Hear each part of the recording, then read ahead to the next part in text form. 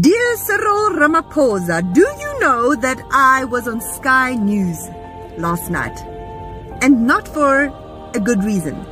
They interviewed me to find out what is the energy crisis like in South Africa. And as a paramedic, I had to inform them that we get called to hospitals where generators stop working and we have to manually ventilate patients to keep them alive.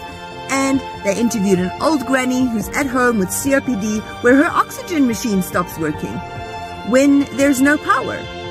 And a little baby that died in an incubator because the hospital ran out of oxygen and energy to keep the baby alive.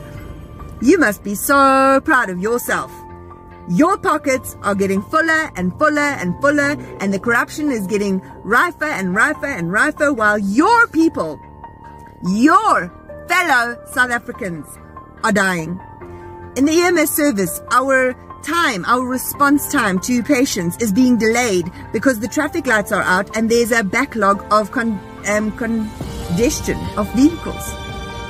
We don't have reception on our phones to phone the patient to get the proper PIN location because the electricity is down.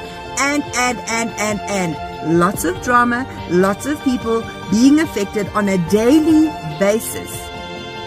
This is not just about power anymore. This is about life and death, and you are doing fuck all about it.